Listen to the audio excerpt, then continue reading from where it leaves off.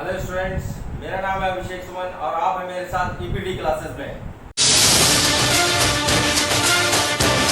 शुरू करते हैं हमारी आज की क्लास। आज हमारा फिजिकल एजुकेशन का 8th चैप्टर हम शुरू करने जा रहे हैं, फिजियोलॉजी एंड स्पोर्ट्स। इसका पार्ट 1 हम डिस्कस करेंगे।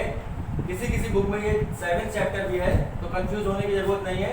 तो फिजियोलॉजी एंड स्पोर्ट्स यानी कि स्पोर्ट्स फिजियोलॉजी होती क्या चीज़ है, सबसे पहले इसको समझना जरूरी है। What is the sport physiology? Sport physiology is the long term and short term effect of the training on athlete। Athlete की बॉडी पर लॉन्ग टर्म और शॉर्ट टर्म ट्रेनिंग का क्या इफेक्ट होता है, ये फिजियोलॉजी एंड स्पोर्ट्स में हम डिस्कस करते हैं।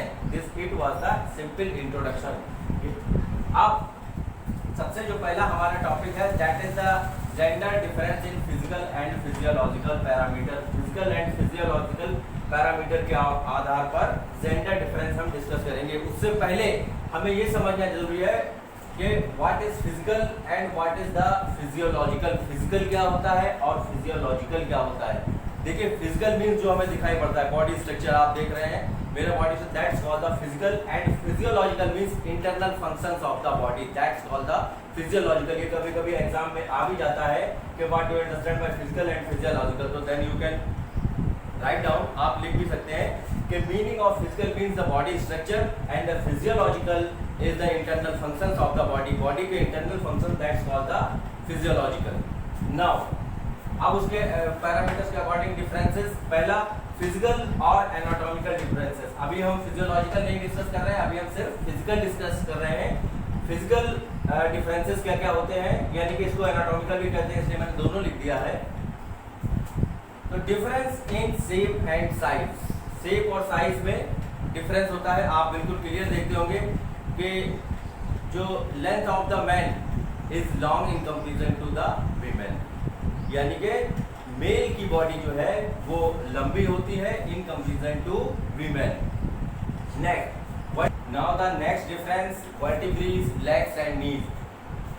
Vertebrae in female are long but the lower and upper limb of hands and legs are in smaller proportion। और मेल्स में क्या होता है, मेल्स में vertebrae, legs and hands are longer in comparison to the females। Now the center of gravity। Centre of gravity, देखिए centre of gravity जितना पास होगा उतना ही बॉडी बैलेंस अच्छा होगा, ठीक है। अब देखिए, आपको पता है मेल की जो है लेंथ जो है इन कंपेरिजन टू फीमेल क्या होती है, वो ज्यादा होती है। फीमेल की लंबाई कम होने की वजह से उनका सेंटर ऑफ ग्रेविटी भी पास होता है, इसलिए उनका बैलेंस अच्छा होता है in comparison to male. Female में बैलेंस बेटर होता है, इसीलिए वो जिम्नास्ट वगैरह आपने गेम देखे होंगे जिसमें वो अच्छा परफॉर्म कर पाती हैं, क्योंकि उनका सेंटर ऑफ ग्रेविटी नजदीक होता है और उनका बैलेंस जो है वो मेल की तुलना में फीमेल का बैलेंस अच्छा होता है। They are having good balance in comparison to the males। Now the bone of shoulders। shoulders की बोन, देखिए बॉडी जो स्ट्रक्चर है वो that is the same, structure जो है वो सेम होता है, मगर जो बिग मसल्स होती हैं या जिसको हम लार्जर मसल्स भी कहते हैं वो मैन में ज़्यादा होती हैं। इस वजह से क्या होता है, हमारे जो मैन के जो शोल्डर है वो चौड़े लगते हैं in comparison to the females shoulder. और जहाँ पर लार्जर मसल ज़्यादा होंगी, आपको पता है वहाँ पर स्ट्रेंथ ज़्यादा होगी, वहाँ पर पावर भी ज़्यादा होगी। तो इसीलिए आपने देखा होगा बहुत सारे गेम्स में जो जैसे डिस्कस थ्रो है, जेवलिन है, हैमर है, उसमें क्या होता है फीमेल्स का जो इक्विपमेंट होते हैं उनका वेट जो है वो कम रहता है। वो इसीलिए कम रहता है क्योंकि females are having less strength in comparison to male due to the larger muscle। क्योंकि स्ट्रक्चर सेम है, मैंने बताया आपको स्ट्रक्चर बिल्कुल सेम होता है, मगर due to the larger muscle वहाँ पर स्ट्रेंथ वेरी कर जाती है और मैन के शोल्डर भी आपको वाइड दिखते हैं, चौड़े दिखते हैं। Now the pelvic region. Pelvic region क्या होता है, देखिए पेल्विक रीजन पहले समझना चाहिए हमको। पेल्विक रीजन क्या होता है, मींस हमारा एब्डोमिनल से थाइस के बीच का part, that's called the pelvic region. फिर से pelvic region, what is the pelvic region? Region between the thighs and abdomen, that's called the pelvic region. अब pelvic region is in females more wider in comparison to the males. Female का जो pelvic region है वो wider होता है in comparison to male. Male की तुलना में उनका जो है pelvic region वो that's wider.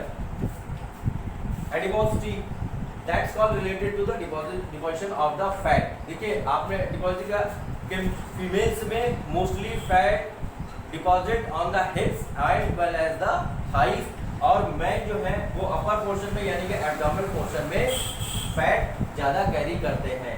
तो these are the differences related to the physical और एनाटॉमिकल डिफरेंसेस. अब हम बात करेंगे gender differences according to the physiological parameter. Physiological parameter के according gender differences. First one is the muscular strength. देखिए muscular strength in female is less in comparison to male. Means इससे आप ध्यान रख सकते हैं कि मेल्स में जो है वो मस्कुलर स्ट्रेंथ ज़्यादा होती है in comparison to female. It's mean the contraction as well as the extension of the muscles are less forceful in the female. Now blood circulation. Blood circulation देखिए in the females they are having the less blood in comparison to male. Female में blood जो है वो mail के comparison less होता है यानी कम होता है. As well as the heart, the size of heart is also smaller in comparison to the male. Female का हार्ट साइज भी जो है वो छोटा होता है in comparison to male, male की तुलना में. और at the time of birth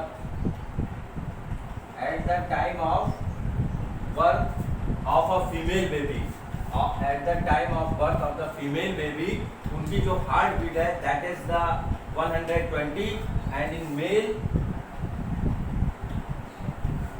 में it remain 110. तो ध्यान रखिएगा कि in the male body they are having the more blood in comparison to female and the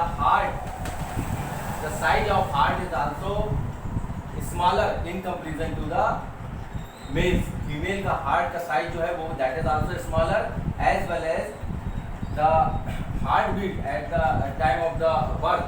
female baby कितनी होती है 120 and in male 110. Now the next difference is the respiratory organs.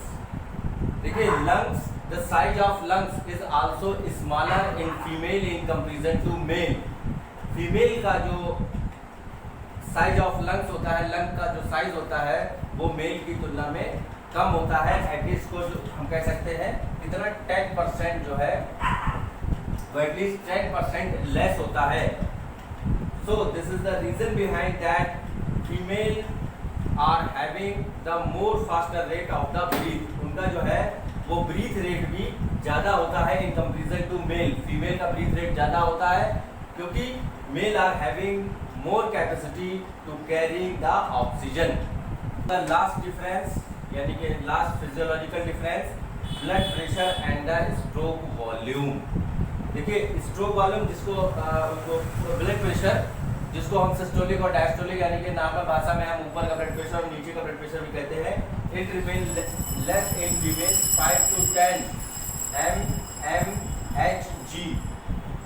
ये 5 to 10 mmHg lower रहता है in comparison to male. mmHg क्या है? Millimetre of mercury. Millimetre of mercury. Hg जो है वो मर्क्यूरी का केमिकल फार्मूला है या जिसको हम हिंदी में पारा भी कहते हैं. तो वो फीमेल में 5 to 10 कम रहता है और जो स्ट्रोक वॉल्यूम है वो फीमेल्स में 25% is less in comparison to females. तो आज का टॉपिक हमारा यहीं पर खत्म होता है. इससे रिलेटेड कोई भी क्वेश्चन हो, कोई भी क्वेरी हो तो आप मुझे कमेंट बॉक्स में लिख सकते हैं. कल फिर हम आगे का पार्ट इसका डिस्कस करेंगे. तब तक के लिए okay, thank you, tata, bye bye.